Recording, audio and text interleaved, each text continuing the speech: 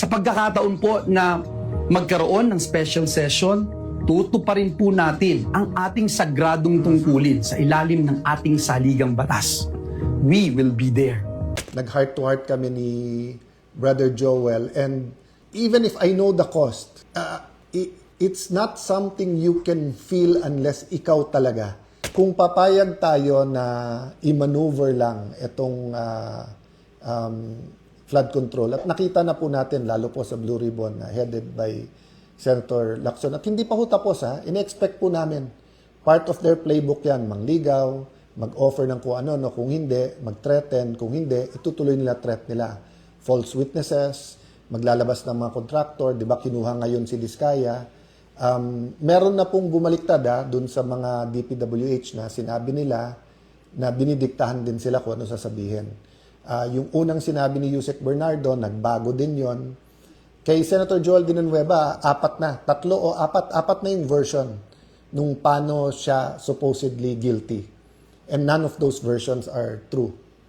Magandang araw po sa inyong lahat mga kababayan. Kumusta po kayong lahat? Saan man ako po kayo naroon, sana nasa mabuti po kayong kalagayan. Panibagong araw, panibagong reaction video na naman po ang hatid namin sa inyo. At ito nga mga kababayan, matindi nga po ang mga naging pahayag itong si Manong Chavit, pati na rin itong si Atty. Rowena Guanzon. Kaugnay po ito ng mga korupsyon na nangyayari dito sa ating bansa at kaugnay din ng impeachment laban dito kay Vice President Sara Duterte. At base nga po dito kay Manong Chavit, ay kung sino pa di umano ang mga may kinalaman dito sa korupsyon na nangyayari dito sa ating bansa, ay sila pa ito ngayon malakas magbintang at magturo at pagtakpan nga po ang mga totoong may kinalaman umano sa mga malawakang korupsyon na ito. Subalit marami rin po ang ginulat sa mga naging mensahe nitong si Senator Joel Villanueva dahil tila babaliktad na itong si Senator Villanueva mga kababayan dahil sa kanyang mga naging bagong pahayag ay marami tuloy ang nag-iisip at nagdududa na iiwan na nga niya ang grupo nitong si Senator Alan Peter Cayetano mga kababayan. At ito, panoorin nga po natin ang kanyang naging pahayag patungkol nga po sa gaganaping special session kung magkakaroon man. At mapapanood din natin dito mga kababayan ang naging pahayag naman itong si Senate President Alan Peter Cayetano. Kaugnay nga po sa mga nangyayari dito sa ating bansa at sa mga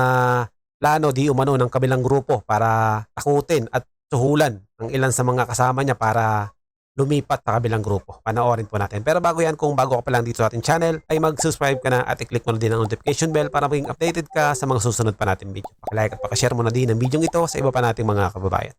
Maraming salamat po. Pinipigilan nila malaman katotohanan, botos ang mastermind. So, liwanag na sila na nagtakaw, sila pa nagbibintang. Pinagtatakpan nila lahat na nagtatakip sa mga sinungaling ay kasabwat. Kaya sila ayaw nila malaman katotohanan. Dahil ilang beses na akong ginausap, kako kakasuhan daw ako, papatayin.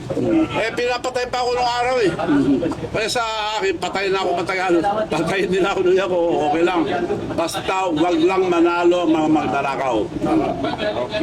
Itong impeachment na ito, talagang alam naman nila na hindi sila makakuha ng 16 votes para makonvict si VP Sara. Ang purpose lang talaga nito ay para mapahiya siya, ma-influence yung isip ng mga tao na may corruption siya, para masaktan siya sa eleksyon sa 2028. Pero sa botohan, imposible na makakuha sila ng 16 votes. Kaya yan pong agawan nila ng Senate President ay sa totoo lang, gusto nilang mabalik sa kanila ang Senate President dahil po sa impeachment yan. At mapagpalang araw po sa ating lahat. Ito po ang inyong empleyado sa Senado, kapatid at kamanggagawa sa ugbasan ng ating Panginoong Diyos, Senator Joel Villanueva. Sabi po ng Kawikaan, Kabanata 3, talatang 4 hanggang 6, kay Yahweh ka magtiwala, buong puso at lubusan, at huwag kang mananangan sa sariling karunungan. Sa lahat ng iyong gawain, siya nga'y alalahanin, upang ika'y patnubayan sa iyong mga tatahakin. Nito pong mga nakaraang linggo, naging sentro ng mga balita at bangayan sa social media ang minamahal nating institusyon, ang Senado ng Republika ng Pilipinas. Nag-ugat po ang mga kaguluhan sa magkasunod na pagpapalit ng liderato ng Senado noong May 11 at June 3. Sa kaliwat kanang issue tungkol sa Senado at sa mga problema ng bansa, tinatanong po ng ating mga kababayan, saan ba tayo kakampi? May mga nagpapakalat po ng mga kung ano-anong social media post at haka-haka tungkol po sa atin. At tila po ba pilit tayong inilalagay sa gitna ng mga nag-uumpugang bato. Ano man po ang estado ng politika sa bansa, malinaw na malinaw po sa atin ang ating kausa. Dahil po sa inyong mga panalangin, pag-aayuno, lalo pong tumitibay ang ating paninindigan na lumaban lamang para sa katotohanan, para sa katarungan, at para sa katwiran. Bilang aking pamilya sa JIL at kaisa niyo po sa pananampalataya, nais ko pong magbukas ng aking puso sa inyo. Hindi po madali ang ating pinagdaraanan nitong mga nakaraang buwan. Saksi po kayo sa mga galaw ng kaaway laban sa atin. Tunay po na may mga sandaling kailangan mong pumili kung ano ang tama, kahit hindi po ito ang pinakamadali. Para po sa akin, malinaw na malinaw ang sagot. Higit po sa politika, ang pananagutan ko po ay tanging sa Diyos at taong bayan. Dumaraan po tayo ngayon ang ating bansa sa sunod-sunod at patong-patong ng mga problema at pagsubok. Hindi pa nga po tayo lubos na nakakabangon mula po sa matinding pagsirit ng presyo ng produktong petrolyo. Dulot po ito ng digmaan sa Middle East. Patuloy po na bumabagsak ang halaga ng piso laban sa dolyar na lalo pa pong nagpapahirap sa ating mga kababayang Pilipino. Patuloy po na tumataas ang presyo ng mga pangunahing bilihin na direkta pong nagpapasakit sa bulsa ng ating mga kababayan. Mataas pa rin ang antas ng kawalan ng trabaho at marami pa rin pong hirap na hirap makahanap ng matatag na kabuhayan. Nananatili po ang banta ng isang Super El Nino na maaari daw pong magpalala ng kalagayan ng ating bansa. At ngayon nga po, isa na namang matinding dagok ang tumama sa ating bayan matapos yanigin ng 7.8 magnitude na lindol ang maraming bahagi ng Mindanao na nagdulot po ng pangamba at panganib sa libu-libong pamilyang Pilipino. Kailangan na po ang agarang tulong ng ating mga kababayan, ating mga kapatid sa Mindanao. Ang nakakalungkot po, hindi po makapagtrabaho ng maayos ang Senado. Hindi lang po dahil sa issue ng liderato, kundi dahil sa mga lockdown at patuloy na banta sa seguridad di umano ng ating institusyon. Naiipit po ang mga kawani ng Senado na nais lamang pong makapagtrabaho. The Senate staff should not be caught in the middle of this political fight. Hindi po pwedeng puro away na lang. Bilang mga lingkod bayan, prioridad po natin. Dapat ang siguruhin na patuloy na nagtatrabaho ang bawat isa sa atin, lalo na ang Senado, para po sa ating mga kababayan. Sa pagkakataon po na magkaroon ng special session, tutuparin po natin ang ating sagradong tungkulin sa ilalim ng ating saligang batas. We will be there. Una po, maghahain tayo ng resolusyon para matiyak na may sapat na pondo para sa relief, rehabilitation at muling pagbangon ng mga lugar na tinamaan ng lindol sa parte ng Mindanao. Kailangan pong malaman agad ng mga ahensya kung ano nga po ba at gaano kalaking tulong ang kailangan ng bawat komunidad at pamilyang Pilipino. Pangalawa, isusulong po natin ang mga pinakakailangang mga panukalang batas, lalo na po yung mga panukalang nasa huli na at ikatlong pagbasa.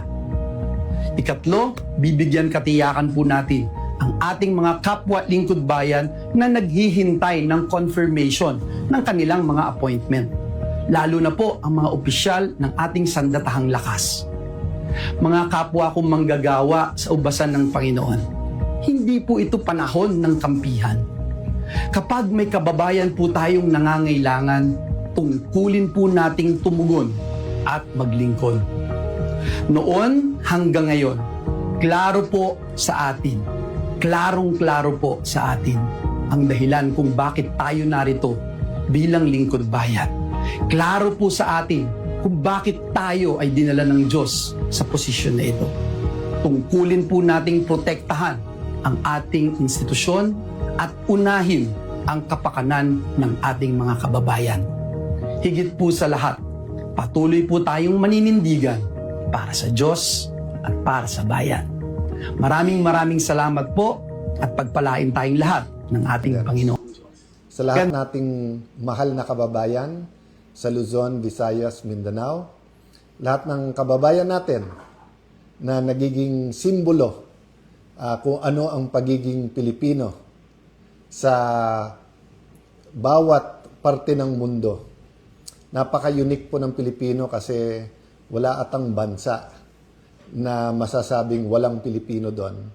And usually, habang dumadami ang Pilipino sa isang bansa at nagkakaroon ng community, gustong-gusto nila ang ating kultura, gustong-gusto nila yung the way na manilbihan ang Pilipino, at talagang yung tatak natin na parating Diyos, bayan, pamilya, ay naging bahagi na ng pagkakilanlan or yung identity ng isang Pilipino. So from the Cayetano family to yours, binabati ko po kayo ng Happy Independence Day.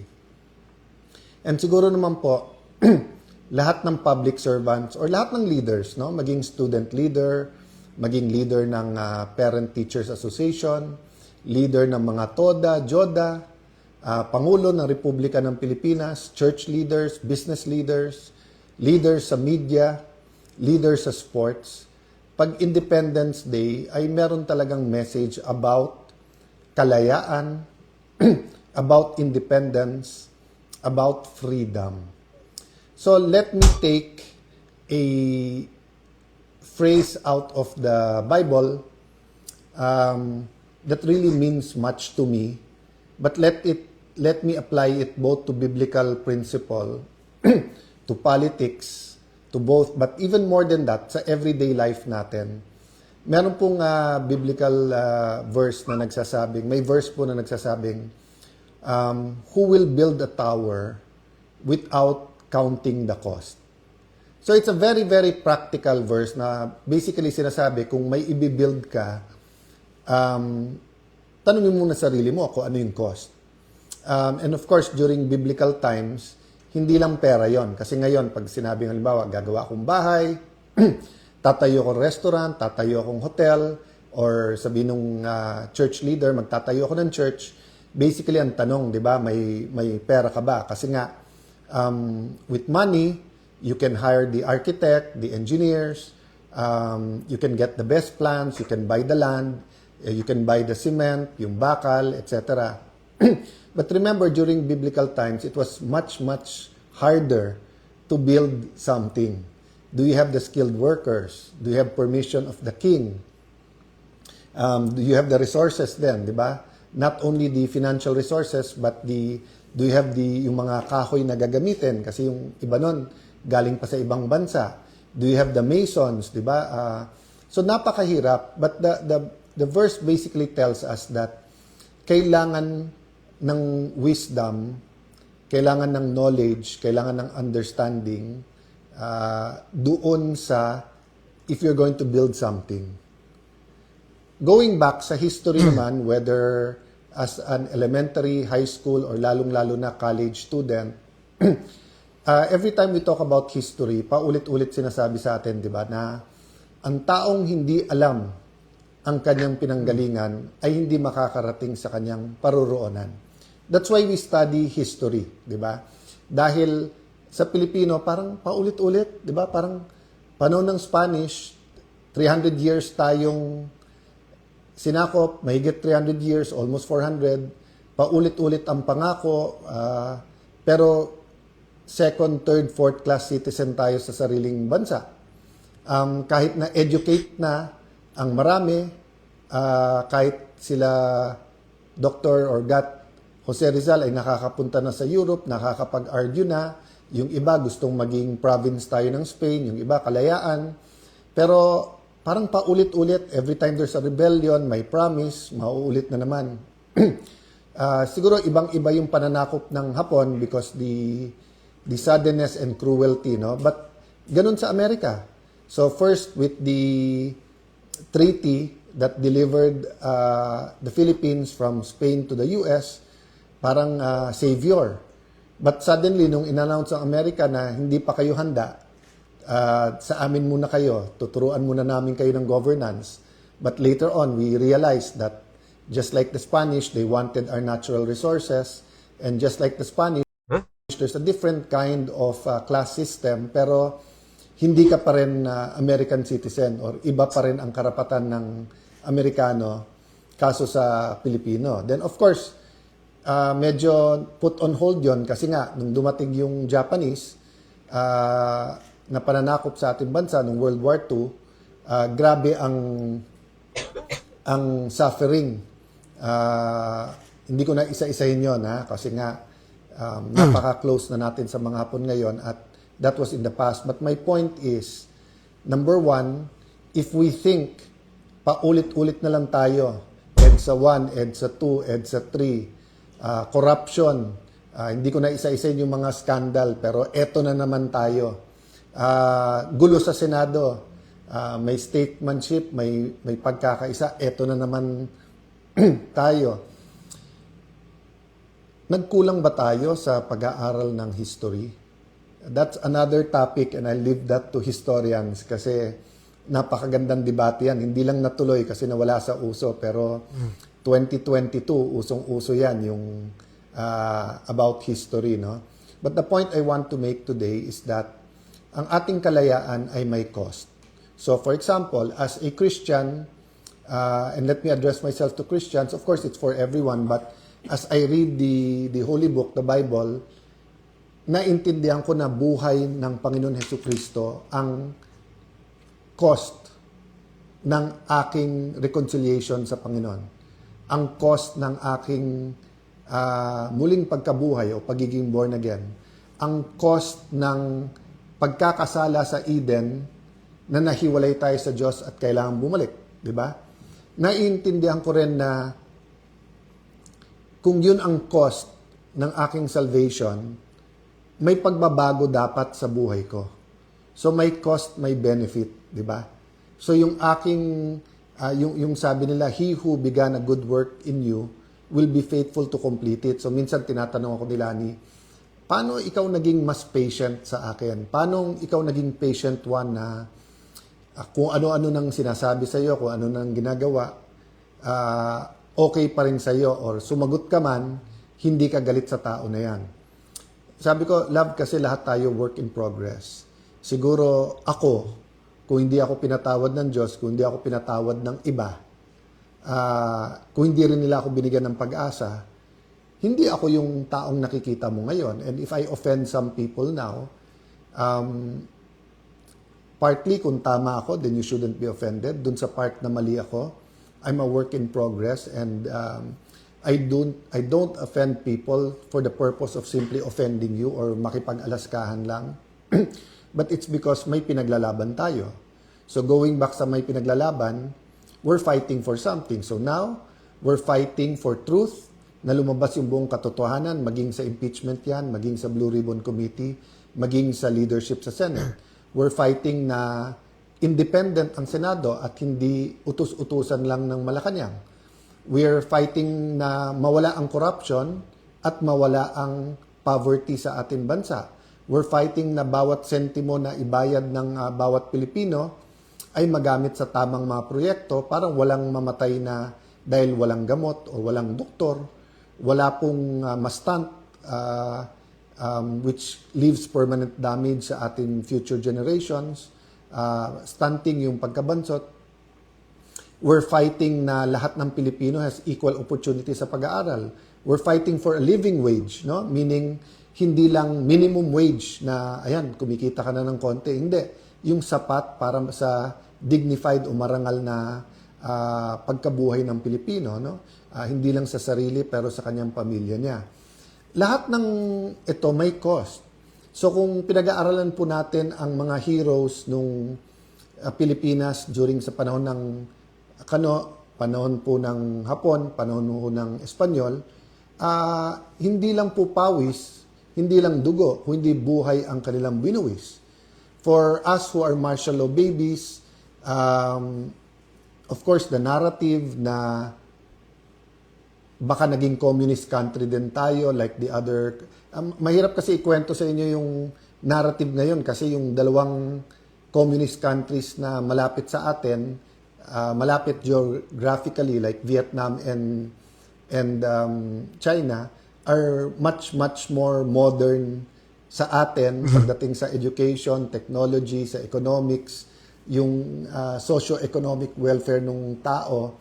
Kung hindi lumalaban ay mas maganda sa atin. But during the 70s, 80s, hindi po ako 60s kaya hindi ko na masasagot yun. Even 70s, I was from 1 year old to 10 years old, no? Or from 0 to 10. So ang point ko is that during this time, yung sabihin na baka mapunta sa communism yung ating bansa or baka maging napaka-corrupt because of the oligarchs was reason for the narrative nung martial law. So hindi naman yun ang topic ko tonight. But may cost yung mga lumaban during that time. So pagdating ng EDSA Revolution, even before that, Senator Benigno Aquino, meron pong cost. Hindi lang po yung buhay niya, buhay ng pamilya niya, friends niya, pagpapalaki ng mga anak niya, yung wife niya, yung paglipat nila sa ibang bansa, yung kanyang hunger strike, and eventually, he had the sense that he will be killed. But he made that commitment that ibibigay niya yung buhay niya. So may cost. Kaya nga nung sinabi niyang the Filipino is worth dying for, it wasn't something lightly said because I think part of him knew that assassination would be coming. But even if assassination did not happen, yung commitment na yon may cost po yon. At right before this broadcast, I'd like to send out my love to the whole Villanueva family. Nag-heart-to-heart kami ni Brother Joel. And even if I know the cost, it's not something you can feel unless ikaw talaga. So for example, may mga anak-anakan ako, pero siya real yung nararamdaman ng anak. May asawa ko, pero iba yung nararamdaman ng asawa ko sa pinagdaanan nilang mag-asawa, di ba? So it's different for every single person. For Senator Cheese, for Senator Jinggoy. Senator Jinggoy, nandun ako in the room nung kinukuha siya, and no one can say that we understand how his wife felt. Especially after alam nung wife niya na talagang inoffer sa kanya, hindi ka makukulong, kumampi ka lang sa administrasyon, kumampi ka lang sa grupo ni Ping Lacson, ni Senator Tito Soto, Win Gatchalian, etc. No? So, may kosto mga kababayan. Ang kalayaan at independence ng Senado, independence ng Philippines. So, hinihila tayo ngayon ng China at saka ng US in different ways, no? But yung, kaya sabi ko, we don't need to be anti-China or anti-US to be pro-Philippines. You can be pro-Philippines without being anti-anyone. Kailangan lang independent ka. Hindi ka dependent kahit sa ibang bansa. That's what it means to be sovereign. Hindi ka kumukuha sa outside influence. That's what it means when we say God is sovereign. He will do what He wants to do because He does not need outside forces. Ako, hindi ako sovereign because I'm not perfect and I need God to sustain me. And God uses people, uses your prayers, uses your support, uses purpose to sustain. So the point I want to make today is that kung may cost ang independence, meron din pong cost kung hindi tayo lumaban. Ha? Kung hindi lumaban ang ating mga national heroes during the Spanish time, it would have been harder during because there would not be reforms, and we might still be a colony to this day. Kung walang cost yung paglaban sa mga Hapon during that time, mas maraming na-rape, mas maraming napatay, mas maraming karumal-dumal na nangyari sa ating bansa or baka ginamit din tayo sa pag-invade ng ibang mga bansa sa Asia if lahat tayo ay naging collaborators or kumampi lang. Ganun din sa US. Kung hindi tumayo ang maraming mga Pilipino para sabihin, big brother ka namin, Uncle Sam, but you're not the owner of me, or di ba famously sinabi ng ating dating Pangulo na he'd rather have a country run like hell by Filipinos rather than a country run by foreigners. And unfortunately, nagkatotoo na kahit Pilipino ang humawak sa Pilipinas, in many aspects, it's run like hell in terms of corruption, idolatry, immorality, small things that seem small like the Pogo, Isabong, nawala yon, nilabanan natin, pero nandyan pa yung online gaming. Lumaban tayo sa health, pero nandyan yung vape na pinagbabawal sa ibang mga bansa. All of this may cost. So, may kita dun sa mga kumita through that. Pero, I'm talking about kumita through that illegally. No? Meaning, it changed public policy kasi nagkalagayan dyan or nagka-lobby money dyan. So, lahat ng bagay po may cost. So, pinag-uusapan nga namin ni Joel na parang kung alam lang nung lahat, yung mga nagsasabing you just want power, no?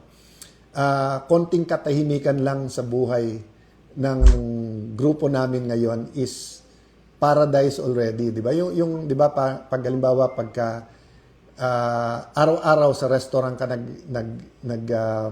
kumakain, parang sa pinakamahal na restaurant ang paradise sa'yo. Pero kung araw-araw nandun ka sa noodles lang or kanin, nung time namin hindi noodles ang symbol nung kahirapan talaga, kung hindi yung kanin lang at asin, di ba? Yung wala nang ulam halos, no? Makakain lang ng konting kanin, pero kahit ngayon mahal ang bigas. Yung makapag-Jollibee, maka-McDo, yung may fried chicken or yung nga iba yung parang yung kanin mabuhusan lang ng gisang munggo sa ibabaw. Sobrang luxury na yon, di ba? So alam nyo sa pinagdadaanan sa maraming lumalaban ngayon, not only for Senate independence but para lumabas ang totoo sa flood control, lumalaban sa administrasyon, paradise na po yung konting katahimikan, no? But the question is the cost worth it? Nabanggit ko na po kanina yung sinabi ni Senator Benigno Aquino that the Filipino is worth fighting for. So that's why now and then po, wag ma-offend yung iba. Gamitin ko talaga yung laban kasi we have to continue fighting. Laban lang po. It's worth the fight. We have to continue fighting, no? Once, you know, we're a product of hope. Kailangan ng pag-asa. Ang lahat kailangan ng pag-asa. It's the end pag wala ka ng pag-asa. And to many, during the 70s, 80s, yung senyas ng kalanganan, ibig sabihin may lumalaban pa. So, even yung daily na laban namin sa Senate, na parang isa-isa lumalabas na yung totoo, na yun, sila pala ang nagpapasok sa NBI, sila Senate President Soto, coordinated pala yun. Yung Wednesday, May 13 na sinisisi sa amin ay, yung pala ay, alam din nila nung iba, na nandyan sa labas, armado, tapos imbestigahan, wag imbestigahan. Hanggang ngayon, hindi inimbestigahan. And then yung walkout na parang tama sila, wag palitan yung rule na walang one-day notice. Ngayon, nakita nyo, binasura na yung rules, binabasura yung constitution, pinalitan yung rule kung sino magpre-preside sa impeachment. Tapos, instinct ko, sana papurihin si Senator Win Gatchalian nung sinabi niyang 16 talaga yung kailangan para ma-convict ang impeachable officer. Pero biglang binura sa Facebook niya. I don't know the details so I won't comment there. But the problem is trust Sinabi din nila pa ulit-ulit, kung wala kayong 13, hindi nyo pwedeng palitan yung officers. Hindi lang yung Senate President. The officers are the head of OSAA, the Senate Secretary, Senate President Pro Tempore, which is Senator Loren Legarda, and the Senate President. Pero gumawa sila ng formula na pwede na ang 12 So, yung modern day version ng pinaglalaban during the Spanish-Japanese time, American times na lies. So during the Spanish times, saying yung di kayo organized, hindi nyo alam yung gobyerno, you don't know Christianity. So all of that were partially true, but you didn't need to colonize a country to Christianize a country, di ba? So yan, very clear yan. You didn't need to make people slaves, whether it's the African Americans or the kind of slavery they had in Asian countries. You didn't have to have slaves to say na it's in the name of Christianity or the name of good governance, di ba? So yun yung modern version ngayon na 12 is 13. You need 13, but you can justify because you need the Senate and you need to cover up the flood control scam, di ba? So my point is there is the trust. Ang trust, basta't nandyan, you can work kahit na enemy mo. Pero pag nawala yung trust, so once na paulit-ulit yung mga mananakop sasabihin, we'll give you your freedom, we'll give you your freedom, nakita mong binobola ka rin, di ba? So ganun din, nung February, nung sinabi nila na wala kayong kaso kapag hindi nyo nilagay si Loren Legarda as Senate President, naniwala yung marami namin kasama. But then, nabuko nila, gagamitin na naman to sa impeachment. Paulit-ulit sinasabi sa amin na ang impeachment, impartial, pero yung definition pala nila impartial, kailangan i-convict ang Vice President. So, nung lumaban at sinabing, wag lang si Loren, nung ako na nilagay, ayan na naman. Pagka umalis kayo kay Alan, wala na kayong kaso. Pag nandiyan kayo kay Alan, kakasuhan kayo. Diba? That's why nga iba po yung reaction ng pamilya ni Senator Jinggoy because alam nila yung totoo. Talagang na-witness din po nila yung mga tumatawag at mga nagsasabi at mga naggagaranti. So may cost po. If we don't do anything now, the cost will not fall on me immediately. It will eventually, di ba? May individual akong pananagutan, pamilya ko, bayan ko, syudad ko, community. But it's really the next generation. So in the same manner na lumaban ng EDSA 1, EDSA 2, lumaban sa Napoles sa napakaraming scandal is because we wanted it to end. Repentance, then reformation, restitution was there, hindi lang yun masyadong keyword dati, ngayon keyword siya. Pero pagbabago, renewal. 'Di ba sa tunay na renewal, the old is gone, 'di ba? So when you say that you're a new creation in Christ, it's a work of progress, pero kung dati may idols ka, dapat wala na. Kung dati immoral ka, dapat nawawala yung immorality. Kung dati nagnanakaw ka, hindi ka na dapat nagnanakaw. So that's the problem. Kung papayag tayo na i-maneuver lang itong flood control, at nakita na po natin, lalo po sa Blue Ribbon, headed by Senator Lacson, at hindi pa po tapos, in-expect po namin. Part of their playbook yan, mangligaw, mag-offer ng kung ano, no, kung hindi, mag-threaten, kung hindi, itutuloy nila threat nila. False witnesses, maglalabas ng mga contractor, di ba kinuha ngayon si Diskaya. Meron na pong bumaliktad dun sa mga DPWH na sinabi nila na binidiktahan din sila kung ano sasabihin. Yung unang sinabi ni Yusek Bernardo, nagbago din yon. Kay Senator Joel Villanueva, apat na yung version nung paano siya supposedly guilty. And none of those versions are true. So ganun din, na ngayon na kinuha na si Mr. Diskaya from the Senate, sabi niya na damay-damay na, sasama na lahat ng kilala niyang pulis. That's good. But there's nothing stopping the creative people in this administration from saying, we'll take care of you, eto mga ituro mo. Then suddenly, may kaso, whether sa DOJ at Ombudsman, then suddenly you're facing jail. Then finally, it's true. That's why pinilit nilang makulong si Jinggoy kasi sabi niya, nawawalan na ng takot yung iba, lumalaban na. So kailangan natin ipakita na totoo. At madali kay Jinggoy kasi usual suspect, di ba? So wala nang maniniwala sa tingin nila na Jinggoy sacrificed because ayaw umiwalay sa grupo. But siya na nagsabi, he has evidence in the right time. Payagan natin siya magsabi sino at ano yung ebidensya. Pero mabigat po yung ebidensya and it will show. I've been hearing the last few days, there's so much evidence against the major players dun sa flood control. And everyone saying sana lumabas. That's why nga, pinanghawakan pa rin natin yung Blue Ribbon Committee. The other point I want to make about counting the cost is, yun nga, ano yung cost sa next generation? Kapag kinover up natin to, may cost. So ulitin ko ha, pag lumaban ka ngayon, may cost. May cost. Aapihin ka, dudurugin ka sa media at social media, kakasuhan ka, baka ikulong ka pa. Sana naman walang papatay, pero that's always there whether sadya or may nagkamali yung patayan. But that is the cost for people who will fight. So I'm not dissuading people from joining the fight because we need you. We need the prayers, we need the commitment, we need more independent heads to stand up and say, mali na to, lumaban tayo. Pero may cost din yung hindi lumaban. Yung cost are the millions of Filipinos who will have to go abroad because walang trabaho dito. The cost will be the millions of Filipinos na hindi mapapagamot kasi nanakaw yung panggamot or pang-ospital.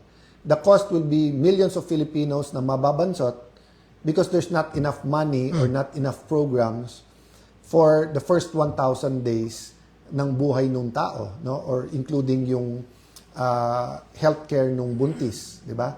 The cost is, huli na tayo sa tourism, halimbawa sa education, or as a country, no? There was a time in the 60s, second to Japan tayo. Then there was a time second to the last. Then during the time of President Ramos, yun, umarangkada na tayo. During the time of President Pinoy, umarangkada na tayo. During the first 3 years ng Duterte administration, grabe na po yung pinuntahan ng ating ekonomiya. Not perfect, nandun ng corruption, but it wasn't systemic. Now it's back to being systemic. So do you want to be truly free? To be truly free, we have to have the culture and we have to have the environment, we have to have the laws and the system that guarantees that freedom. So the Constitution is a good start. Pero kung mismong Constitution hindi natin masunod at kung mismong Senado ay ibabasura ang sariling rules at ang Constitution, how do we expect that the other laws, di ba? So kung senador mismo pwedeng kasuhan or wag kasuhan sa flood control, what do you think magagawa sa ordinaryong konsehal, mayor, governor, di ba? So yes, we want a big fish. But we want the real fish. We don't want a sacrificial lamb na fish, di ba? Or we want the people who really did it para meron talagang saying, may katuparan yung sinasabing crime does not pay. So when you pay, that's a cost, di ba? Umutang ka, kailangan mong bayad. You do the crime, you have to do the time. So again, you're going back to what is the cost. So yun po ang hinihingi ko po sa mga kapatid nating media, sa mga kapwa nating senador, sa mga netizens natin, sa mga businessman natin. This weekend, as we talk about independence, let's think about the cost. Ano yung cost kung lumaban tayo? Ano yung cost kung i-expose natin? May personal cost po to ha, pero yung benefit po ay sa buong bayan. Samantalang pag tumahimik tayo, may personal gain po to. Pero yung epekto naman po sa buong bayan. Di ba? I don't want to compare yung mga lumalaban ngayon sa ating mga national heroes kasi grabe po ang pinagdaanan ng ating mga national heroes. I cannot imagine. I don't want present-day Christians now to compare themselves to yung pinagdaanan ng apostles, for example. Or for a people to compare sa pinagdaanan ng Israelites, for example, when they were in Egypt, di ba? Iba-iba po ang season, iba-iba po ang pinagdadaanan, but each season po ay meron pong cost. Cost if we do the right thing, cost if we do the wrong thing. So in a couple of days, we're going to face many issues, an economic crisis. Are we going to tell the people kung ano talaga ang sitwasyon, kung may pera ba talaga ang bansa o hindi? Are we going to tell them why we have or don't have money? Are we going to tell them the truth whether we're going to increase taxes or not? Are we going to tell them the truth nasaan na yung pera the last few years? Okay. We're also going to face an impeachment. So are we going to tell the people the truth? Are we going to really have an impartial trial or aayusin at luto na to? Are we going to tell them the truth that dapat 16 to convict? Or babawasan ba natin ng 6 na senador para maging 12 na lang? No? We're gonna face ilan pagsubok, lumabas ang totoo. Again ha, pag lumabas yung 18, sabi nila may 4 pa daw. 18 na former Marines, hindi ko alam yung 14 kung ano yung ano nila. Meron pong mga key people na may mga key evidence. Hindi ko sinasabi na lahat ng sasabihin nila ay totoo or may totoo, hindi totoo. Ang point ko po, it's our job to listen to them. It's the job of the Blue Ribbon Committee. Invite lahat. Kung kalokohan ang sinasabi nito, so sabi nung iba, Sir, over the years, ang daming nag-witness dyan na kalokohan. Yes. Paano nabisto na kalokohan yung sinasabi? Because nag-witness sila doon. Because you had different senators from different backgrounds, different styles of questioning them. Then you had an active media. Wala pang social media masyado noon. So lalo po ngayon, maglagay ka dyan ng 1, 18, 100 na may ebidensya, pictures, video, testimony. Makukompare natin lahat ng date niya. Makikita natin yan kung deepfake yan, kung edited yung pictures, kung edited yung video, kung AI yan, kung totoo, di ba? So, but the point is, if we cover it up, grabe po ang magiging cost at ang magsasuffer nito next generation. I'll close by remembering when, naiyak-iyak ng dad ko pag nung EDSA Revolution. Before pa pumutok lahat yon, no? I think it was a day before. Kasi nga pinapa-secure niya kami, tapos gusto niya mag-abroad muna kami, kaya Amerikana nga yung aking nanay. But nung sinabi namin, if you're going to fight, we're going to fight. And I was 15 years old. Sister was a little bit older. My brothers were much younger. My mom didn't know what was happening, but she hardly saw my dad in tears, no?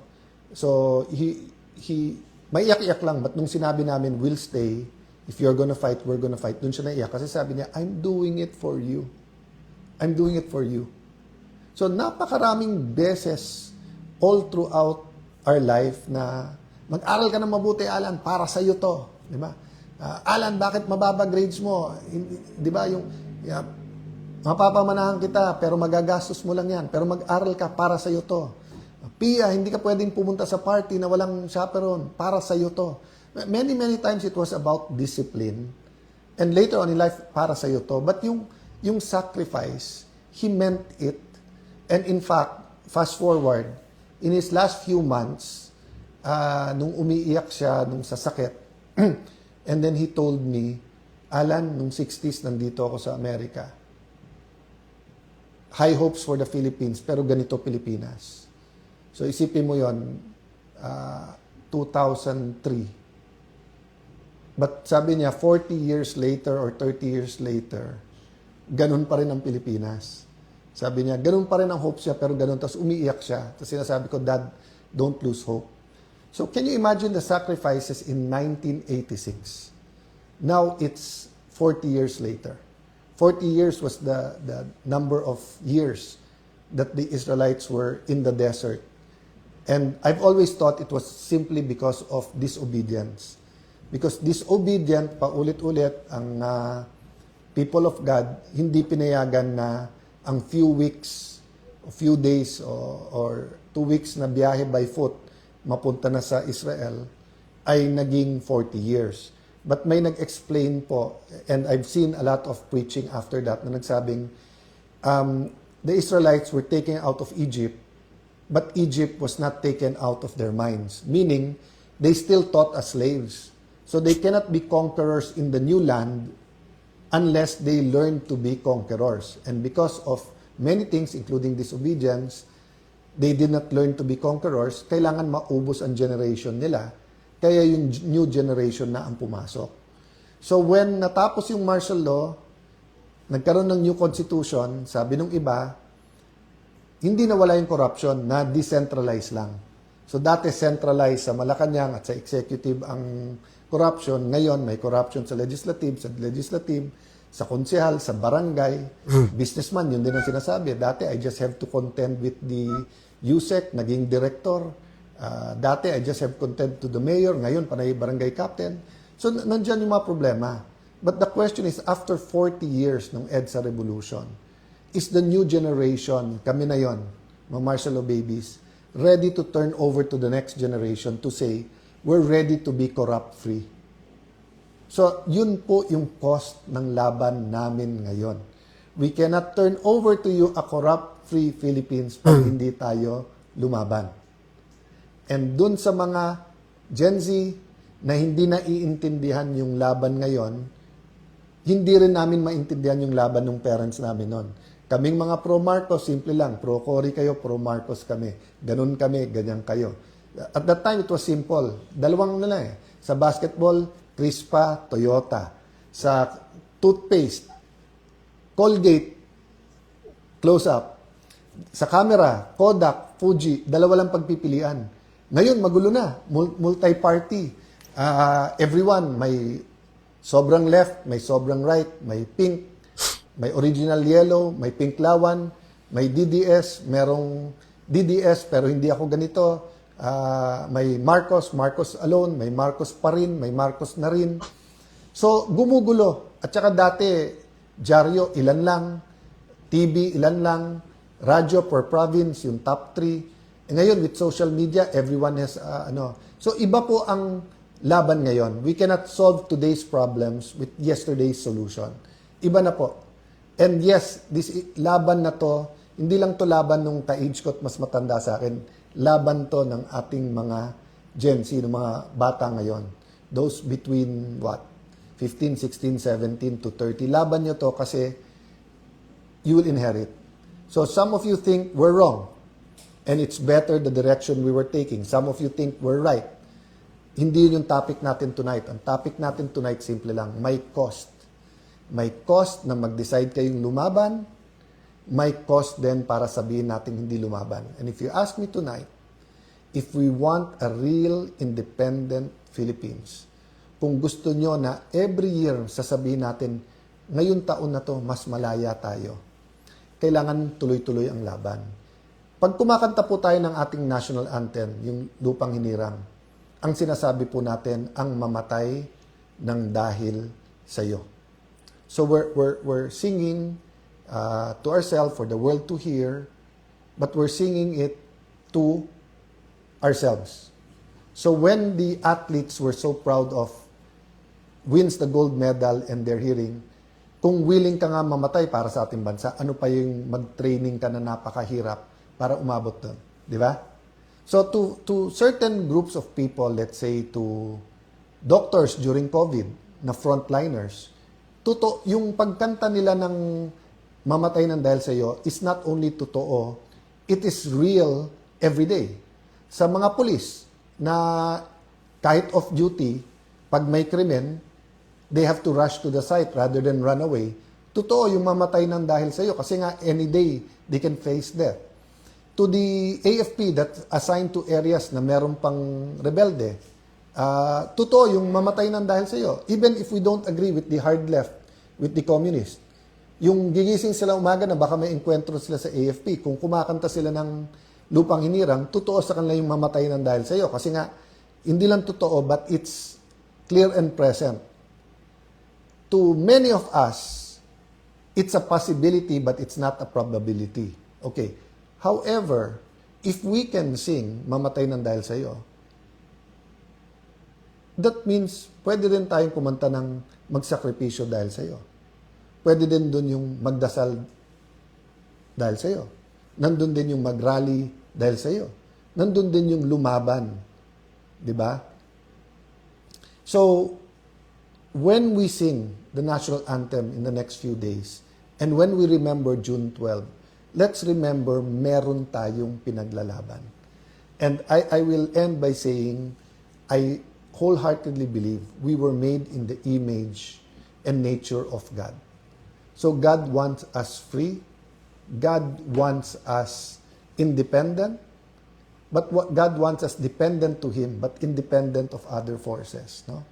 So let's pray for a country that is free from idolatry, free from immorality, free from sickness, free from poverty, free from corruption. But we have to put action to our faith. Meaning, pray, tapos lumaban, kumilos tayo. I will respect your views and your ways of fighting. Ang importante, lumaban tayo at ang importante, una sa Diyos, pagkatapos sa pamilya and para sa bayan. God bless you all. At yun na nga mga kababayan, hanggang dito na lang po ang ating video. Kung ano man po ang inyong opinion sa video ito, comment nyo lang po sa baba at ating pag-uusapan. Naway maging kabahagi po tayong lahat tungo sa pagsulong at pag-ulad ng ating pinakamamahal na bansang Pilipinas. Ingat po kayo palagi at maraming salamat.